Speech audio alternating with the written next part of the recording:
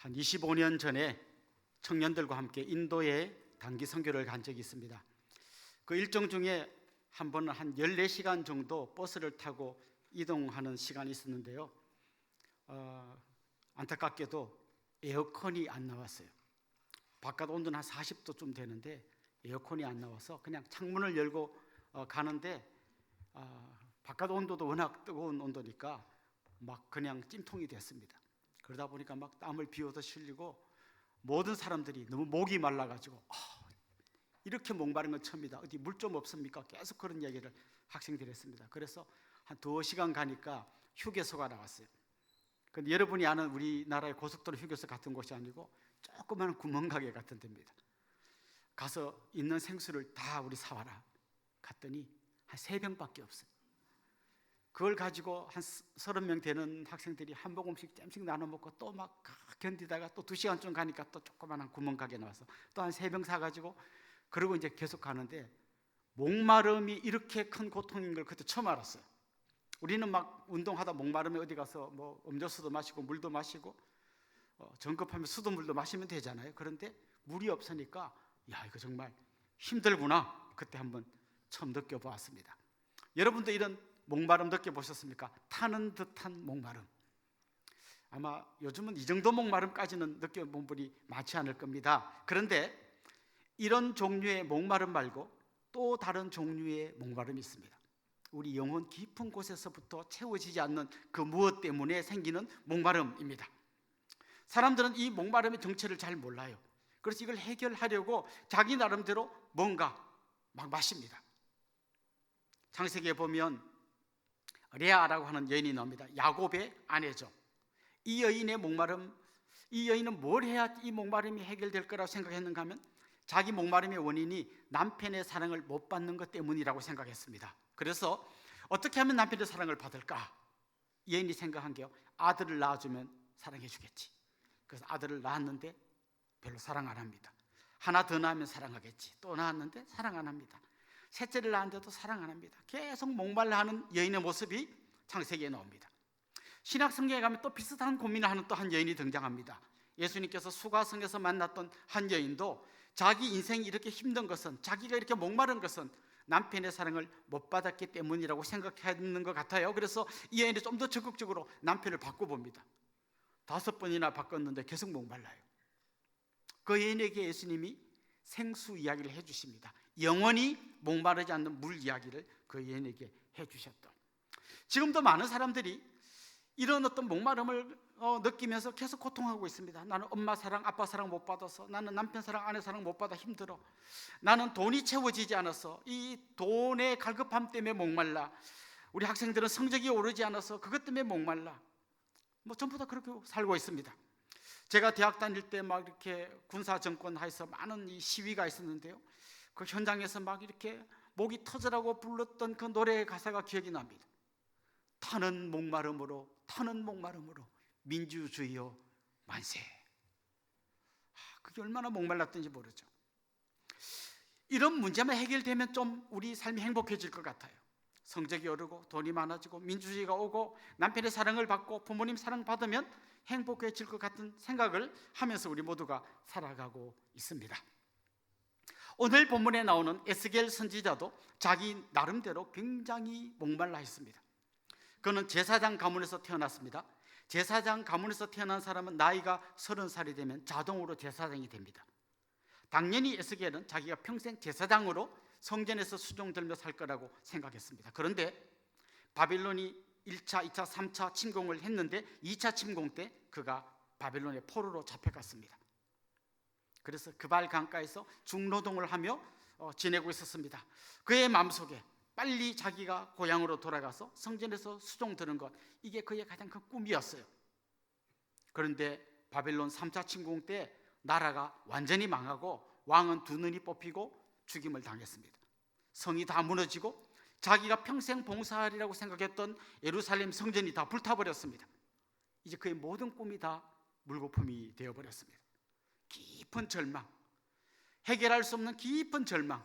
왜 선민이 이방인에게 정복당했는지 대답을 할 수 없는 그 깊은 절망 가운데서 그래도 신락했던 희망을 가지고 하나님 좀 어떻게 해주세요라고 하는 이 목마름을 가지고 있던 게 바로 에스겔이었습니다.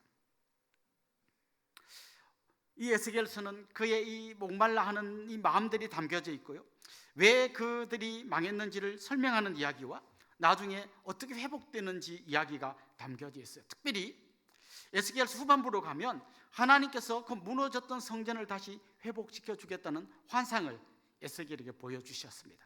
그래서 새롭게 회복될 성전이 어떤 모양일지, 어떤 넓이를 갖고 있을지를 하나님이 설명해 주셨습니다. 환상 중에 보여주셨어요. 특별히 에스겔 43장에 보면 성전을 떠나셨던 하나님이 다시 돌아오는 장면이 나옵니다. 왕의 귀환이죠. 이제 하나님이 돌아오시면 이 성전은 회복되는 겁니다.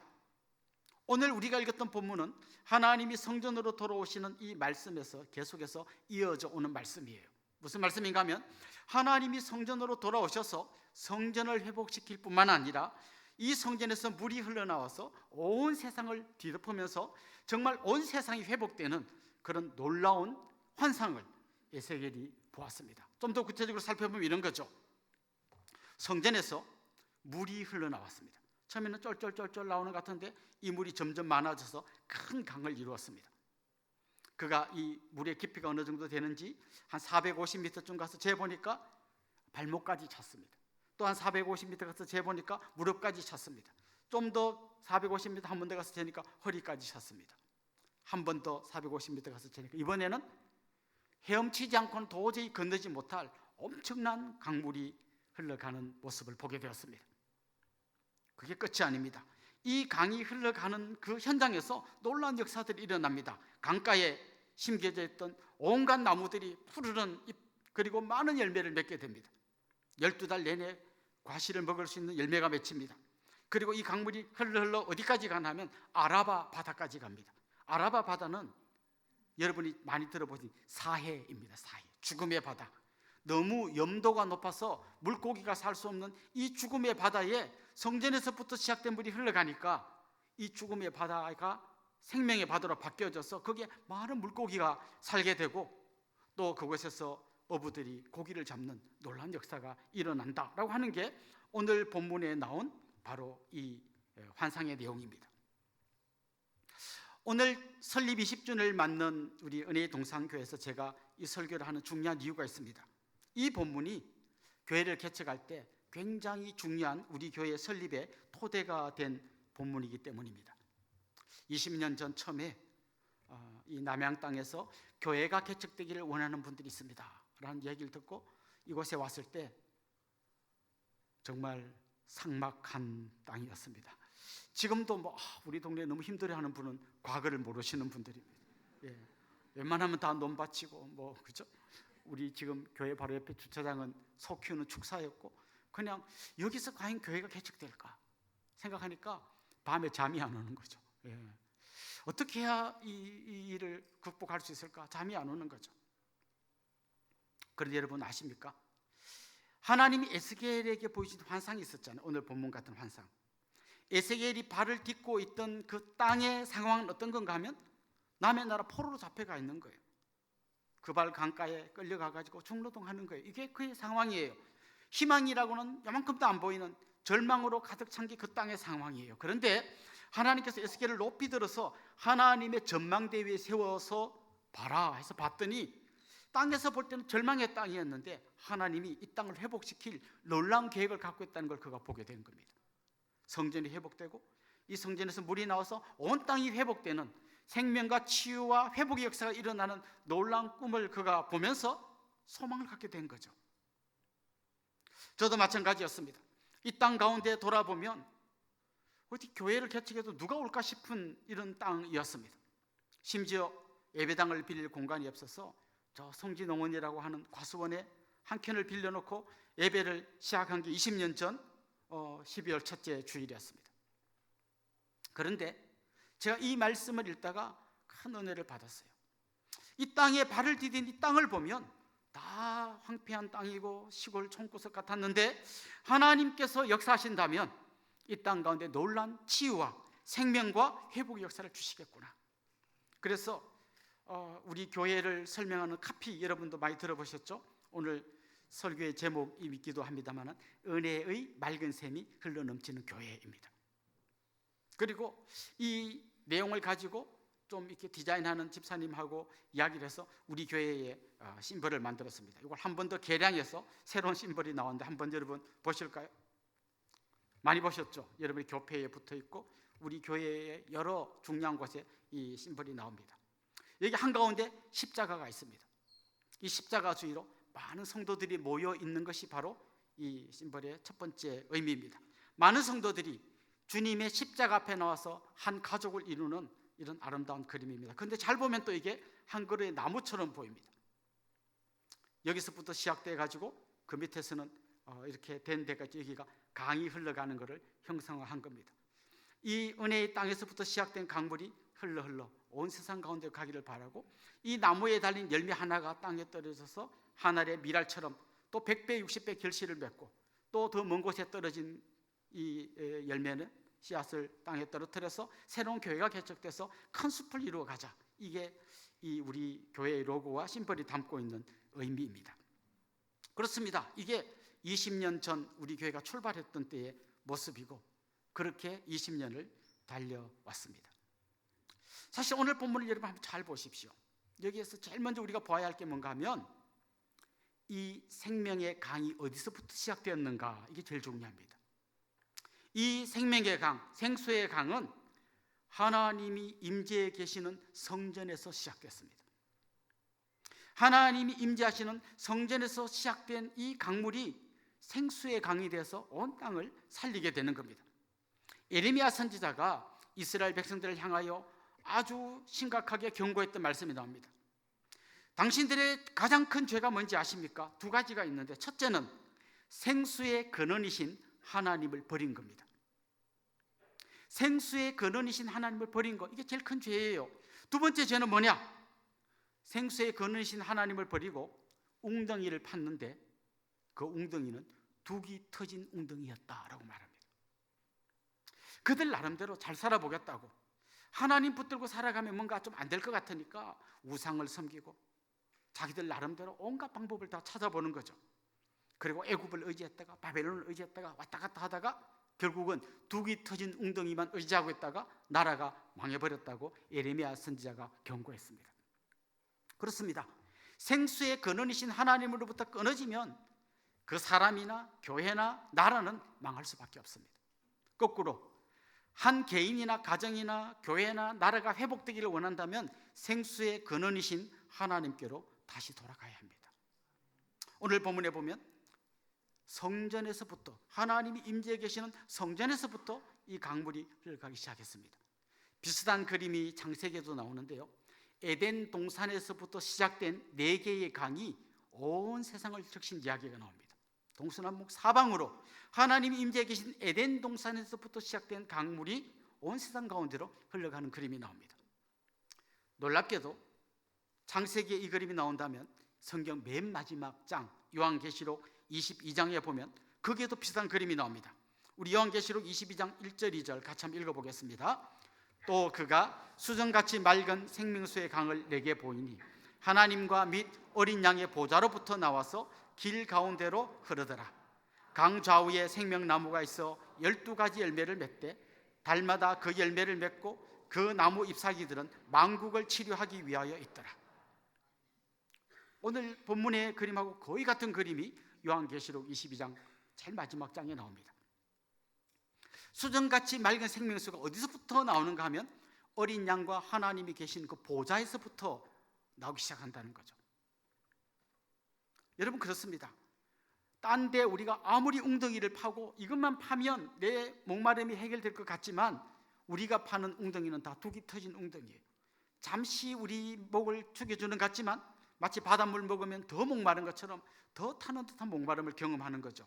그러나 생수의 근원이신 하나님께로 돌아오면 거기서부터 진정한 생명의 역사, 회복의 역사, 치유의 역사가 일어나기 시작할 줄로 믿습니다. 예수님께서 어떻게 하면 이 생수를 마실 수 있는지를 구체적으로 이야기해 주신 말씀이 요한복음 7장 37절부터 39절 상반절에 나옵니다. 우리 한 번 더 읽어볼까요?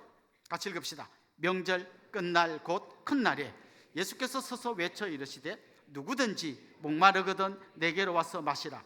나를 믿는 자는 성경의 이름과 같이 그 배에서 생수의 강이 흘러 나오리라 하시니 이는 그를 믿는 자들이 받을 성령을 가리켜 말씀하신 것이라. 예수님은 공개적으로 초청하셨어요. 누구든지 목마르거든 내게로 와서 마시라. 그리고 이렇게 말씀하셨습니다. 나를 믿는 자는 그 배에서 생수의 강이 흘러 넘치리라. 근데 요한이 거기다 주석을 달아놨어요. 이는 믿는 자의 받을 성령을 가리킵니다. 하나님께서 여러분 한 분 한 분에게 임재하셔서 하나님의 영을, 예수 그리스도의 영이신 성령을 부어주실 때 우리 안에 그 성령께서 역사하기 시작하면 절망 가운데서 신음하고 있던 우리의 삶에 변화가 일어나기 시작한다는 겁니다. 어떤 변화요? 회복의 역사, 생명의 역사, 치유의 역사가 일어나기 시작한다는 것입니다. 그래서 여러분 한 분 한 분이 성전이에요. 성령을 모시고 있는 성전이에요. 여러분 안에 이런 간절한 기도가 있어야 합니다. 성령께서 내 속에 충만히 임재하여 주셔서 저를 먼저 살려주시고 회복시켜 주십시오. 우리 교회 첫 번째 비전이 여기서 나온 겁니다. 하나님을 경험하는 교회. 내가 먼저 하나님 경험하는 거예요. 내가 먼저 하나님 임재를, 성령의 역사를 경험하는 겁니다. 이렇게 성전인 여러분들이 같이 모인 곳이 교회입니다. 이 교회 가운데 또 하나님 임재하시는 거예요. 성령의 능력으로 역사하시는 겁니다. 그래서 여러분 이 예배 시간을 소중하게 여겨야 합니다. 이 예배 가운데 하나님이 임재하실 줄로 믿습니다. 그냥 교회 안 가면 좀 찝찝하고 그래도 갔다 와야 마음이 편하고 이건 이제 참 오는 사람들의 이야기고요. 이제 여러분이 이 예배 가운데 들어오실 때마다 하나님 오늘도 임재하셔서 내 마음의 상처를 치유하여 주시고 지쳐있는 저에게 샘을 주시고 회복의 영을 부어주십시오. 사모하면서 나와야 합니다. 이게 하나님을 경험하는 교회의 모습인 것이죠. 그리고 나오실 때 생수를 구하세요. 주님, 그 넘치는 생명수의 강물 같은 은혜를 저에게 부어주십시오. 이게 하나님을 경험하는 교회, 하나님을 경험하는 성도들의 모습이 되어야 하는 것이죠. 그런데 여기서 끝나지 않습니다. 이 성전만 회복되는 게 아니라 성전에서부터 물이 흘러나와서 온 세상 가운데로 흘러갑니다. 오늘 본문도 보십시오. 물이 처음에는 조금인데 점점 많아지지 않습니까? 점점 많아지죠. 놀라운 능력으로 역사하는 겁니다. 강가에 여러 가지 과실이 맺혀 있습니다. 12달 다 과실을 먹을 수 있습니다. 그리고 거기에 잎사귀가 있는데 이 잎사귀는 약재료가 됩니다. 다시 말해서 이 강은 치유와 생명과 회복의 역사를 일으키는 강이라는 거예요. 나중에 사해 죽음의 바다에 가서 거기를 생명의 바다로 바꾸지 않습니까?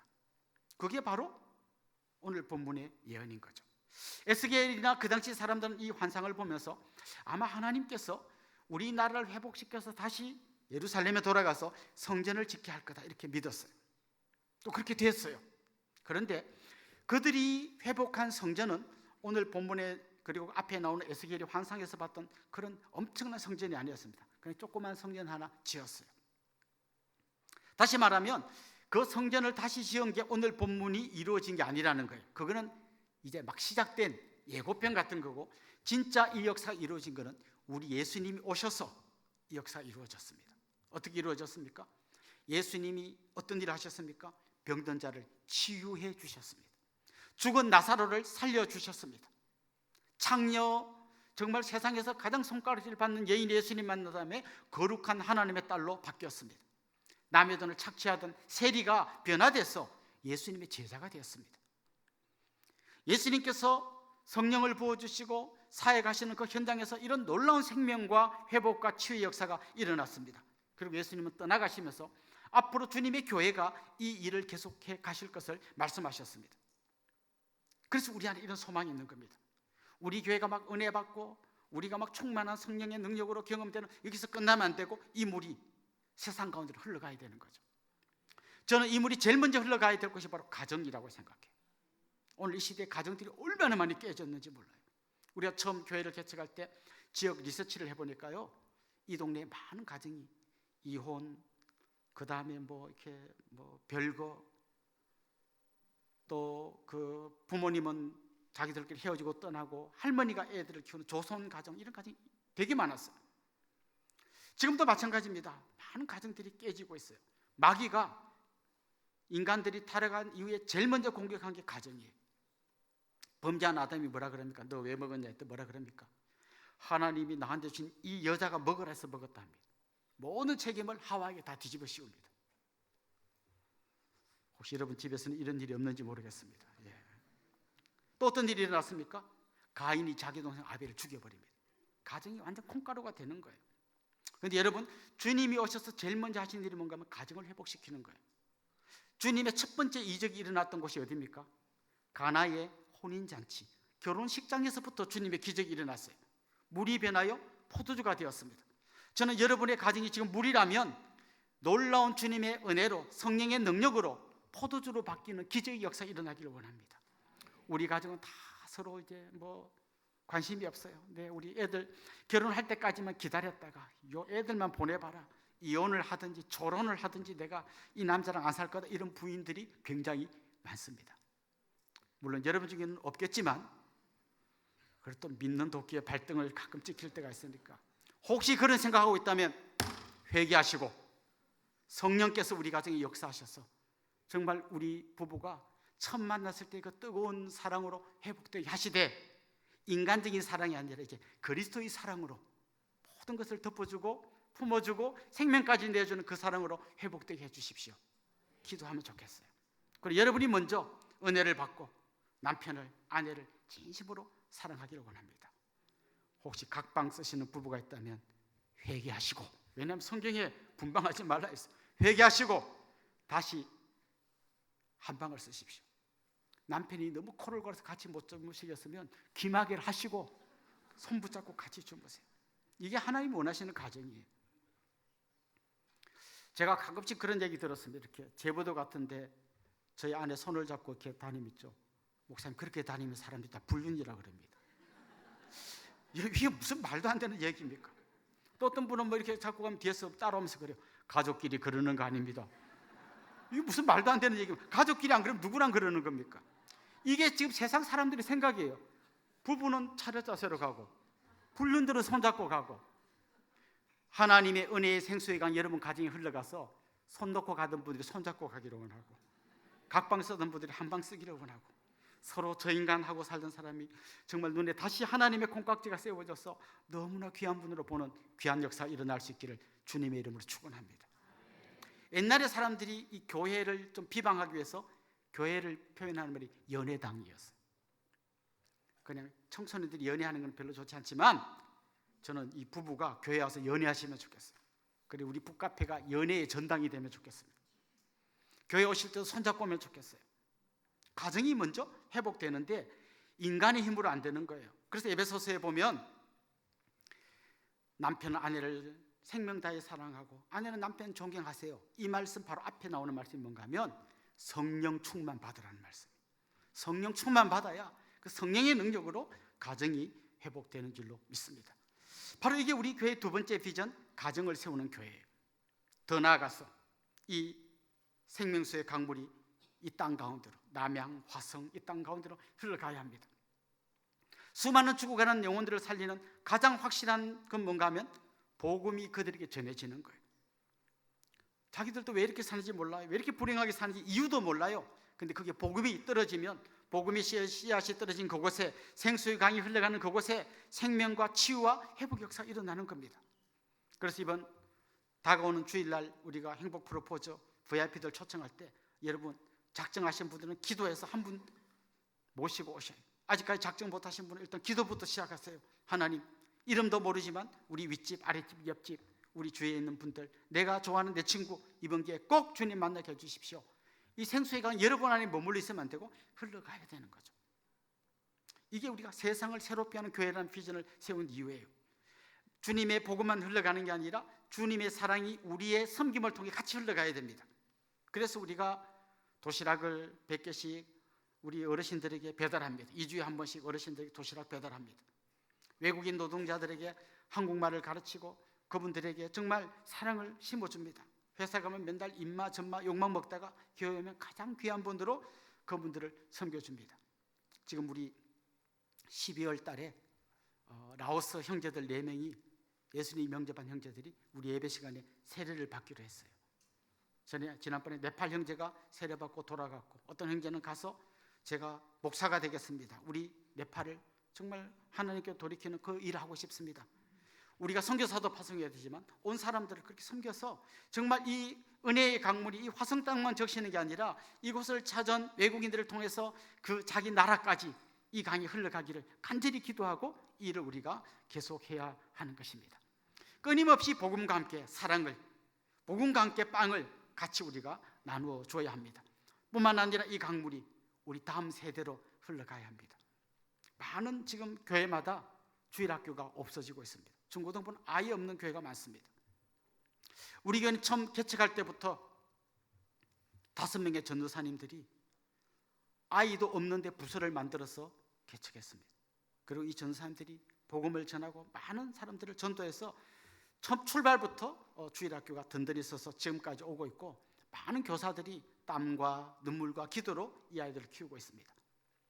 참고로 이번에 개척 나가는 교회에 선생님들이 많이 가기 때문에 새로운 선생님이 필요하다는 걸 여러분께 참고로 알려드릴 테니까 귀 있는 자는 들으시기 바랍니다. 뿐만 아니라 우리가 지금 은혜의 동산 어린이집, 우리가 막 대놓고 자랑을 안 해서 그렇죠, 공공형 어린이집은 우리 동네에 몇 개 없습니다. 이건 아주 어려운 심사를 거쳐야 통과할 수 있습니다. 우리 어린이집은 공공형 어린이집입니다. 이번에 교육부 장관상을 받았습니다. 여기 아이들을 보내십시오. 기도하면 이 아이들 어릴 때부터 암송하고 기도하고 말씀 안에서 키우게 하십시오. 이 아이들이 자라서 운동계에 들어가서 지금 180여 명의 아이들이 초중고 열심히 배우고 있습니다. 졸업한 학생 중에 벌써 우리 학교에 기간제 교사로 온 학생이 있습니다. 지금 우리 행정실에 섬기는 분도 있습니다. 이 아이들이 주일학교의 선생님이 되고 찬양 인도자가 되고 다음 세대를 이어가게 될 것입니다. 그렇습니다. 성전에서부터 시작된 물이 여러분의 가정을 적시고 이 땅을 적시고 다음 세대를 적셔서 정말 하나님의 그 풍성한 역사, 생명과 치유와 회복의 역사가 20년간 이어져 왔던 것처럼 앞으로도 계속 이어져 가기를 소망합니다. 더 이상 둑이 터진 웅덩이를 파는 어리석은 행동을 멈추고 이제는 생수의 근원이신 하나님 앞으로 나오십시오. 누구든지 목마르거든 내게로 와서 마시라 말씀하신 주님 앞에 나와서 생수를 구하십시오. 의에 줄이고 목마른 자는 복이 있습니다. 정말 엉뚱한 목마름이 아니라 그 은혜에 대한 목마름으로 여러분이 충만하기를 원하고, 그런 여러분에게 우리 주님께서 놀라운 성령을 부어주셔서 여러분과 여러분의 가정과 이 땅이 회복되는 역사가 계속될 수 있기를 주님의 이름으로 축원합니다.